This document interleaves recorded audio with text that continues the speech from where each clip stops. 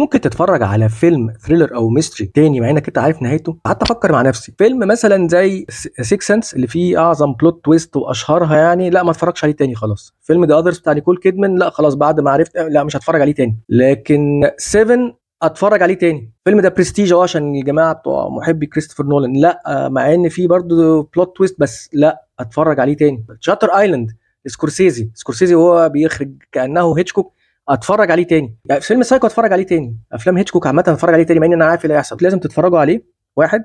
تاني حاجه تتفرجوا على فيلم هيتشكوك اللي هو بطوله انتوني هوبكنز، ازاي هيتشكوك عمل فيلم سايكو. وتتفرجوا على مسلسل بيتس موتيل اللي هو البريكوال يعني ما قبل الاحداث لفيلم سايكو. في الافلام العربي انا ممكن اتفرج على فيلم الليله الاخيره تاني مع ان انا عارف ايه اللي حصل، اللي هو بيسموه ناديه فوزيه، اللي هو فيه واحده قامت من النوم لقت نفسها اختها. ممكن اتفرج على فيلم الاختيار تاني، نجيب محفوظ ويوسف شاهين، اتنين توأم واحد منهم مات بس الاتنين موجودين. ممكن اتفرج على زائر الفجر تاني. ممكن اتفرج على ملاك اسكندريه تاني. قولوا لي ايه الفيلم اللي انتوا من رغم ان كنتوا عارفين نهايته بس ممكن تتفرجوا عليه تاني.